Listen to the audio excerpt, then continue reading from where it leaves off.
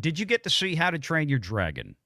Well, I've seen it before. I hear this new version is pretty much the same, maybe a little bit slower. I did not get a chance to see it though. We did. Went to go see it Friday. Yes, it was basically the exact same movie with a few things that have been changed for modern audiences. Although the changes were nothing that were ridiculous, apart from obviously the casting of Astrid. We'll get to that. We've talked about it before. Unfortunately, the weakest link in the casting, oh my God, just seeing Gerard Butler on screen doing Stoic. You got How to Train Your Dragon is one of my favorite animated films of all time. And seeing Gerard Butler on the screen doing that character beat for beat, that alone was worth the price of admission. Nick Frost. I did not know Nick Frost was in this, but Nick Frost plays the blacksmith character, the one that kind of is the friend of, like, the mentor for Hiccup. And oh my God, Nick Frost was so perfectly cast. Just seeing Nick Frost in that role, live action. Again, there is so much worth seeing in live action on this because of the cast. The kid that plays Hiccup, can't remember his name, the actor's name. Very well cast. Spot on perfect. His facial expressions, everything about him, I thought was phenomenal. Yes, we can make some jokes about what they did with the rest of the supporting cast. And unfortunately, as much as I love her mother, who was a fabulous actress, Thandwe Lewis, Nico Parker was the weakest link in this performance. I thought that Nico Parker, I'll give you my honest impression. I even told Renegade Jr. this after we left the theater. I said, I swear she thought that this was her big shot, and the best thing that she could do was to tear a page out of the actor's playbook written by Zendaya. That's not good. Yeah, no. I know she's got more talent in those genes because of who her mama is. Her mama was, it still is, a beautiful lady and a wonderful actress. She was in the second Riddick movie, The Chronicles of Riddick. She's been in, oh my God, several other things I've watched. She's a very, very talented actress. But Nico, I think, not so much a product of her mom, but more so a product of her generation, where this same deadpan face thing that you always see from Zendaya, who gets hired to be in everything, right? And part of me doesn't even want to blame Nico Parker for how she delivered this performance, because she sees Zendaya getting in everything with this same deadpan performance. Now, girl boss generation. Sorry. No, she was like that. She was that way for not the whole movie. There were certain scenes where you could see the performance wanted to come out. She started delivering, but it wasn't there for the rest of it. That could have been her. That could have been the directing. Although, of course, the same guy who did this movie is the same guy who did the movie 15 years ago, the original. But I will tell you this: from what little I have seen, the performances of the actresses hired at Universal Studios in Epic Universe are far better as Astrid than what I saw in this film. You know, the sad thing about that is what you would want to come out of that movie and say, aha, now I know why they cast her. She killed it. That was fantastic.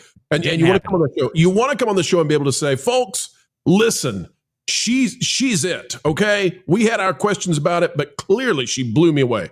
You had the opposite. I was hoping for that. And what was frustrating, like I said, I saw moments in her performances where you could see that she's got some capability there. But I think that, I have no idea if this is true or not, but my gut reaction was she's just been watching Zendaya and she sees all the attention and all the jobs Zendaya gets. And she's like, I can be the next Zendaya. Let me go after this type of same performance. She even made a comment, I think, talking about how Astrid was a total boss, right? I think there was that comment earlier this week before the show opened that she made. I don't know a whole lot about Nico Parker, but like I said, she seems like she's capable, but it just didn't come out in this film, and that was a little frustrating. I'll bet you a publicist called. I'll guarantee a publicist called and said, hey, about that comment you made. You want to be Zegler? What are you doing? Cut that out. Yeah. I mean, look, the movie played out, and let me be very clear on this. That performance and that issue aside with this film, the rest of it absolutely hit all the right notes. And I mean, look, they weren't making any bones about it. This was, yeah, we're making the same movie again, but with real people here. And like I said, I thought that the real people in it for who they cast, especially Nick Frost, and bringing Gerard Butler in to reprise his role as a voice actor from 15, 16 years ago, it delivered. And man, when I sat there and I'm looking at it, because like I said, I didn't know Nick Frost was in it, and I see him come on the screen. I'm like, I'm looking and I'm looking and I'm looking, and I turn to Renegade Jr. I'm like, you know who that is? He looks at me, he goes, Hot Fuzz. I'm like, yeah, it's Nick Frost. We're huge Hot Fuzz fans, man. That's if you have never seen Hot Fuzz with Simon Pegg and Nick Frost, you are missing an absolute comedy gem. It is one of the funniest and best movies ever. I've watched that movie so many times, it's disgusting. And of course, Shaun of the Dead. You know, Nick Frost and Simon Pegg have done I don't know how many movies together, but it's a lot. My only complaint about it. My only complaint here is you're excited about Nick Frost, right? Yeah. Coming in, what is it? What, he play Gobber? Is that the name of the character? Gobber, yeah. Okay. And of course, Gerard Butler. But now wait a minute. And the actor that played Hiccup. See, I got a complaint about this though. You're excited that Nick Frost came in as Gobber. Mm-hmm. I'm remembering that Craig Ferguson played that character in the animated series, and I gotta say, Valiant, does Craig Ferguson show up for at least a cameo? Because that man needs to be in these movies. I don't know if he did or not, but Craig Ferguson, he was the voice, right? The thing is with Nick Frost, he looks like Gobber. He's like he is like he's the big fat dude, which is why they cast him as Hagrid in the HBO Harry Potter series, HBO Max Harry Potter TV series. Nick Frost is Hagrid, which again, that's one of those casting choices in that show that I'm thoroughly excited about, even though I'm nervous about the rest of it. But like I said, I'm trying to take things at a piece at a time. But Nick Frost in this was great. He was perfect in that role. He was so perfect.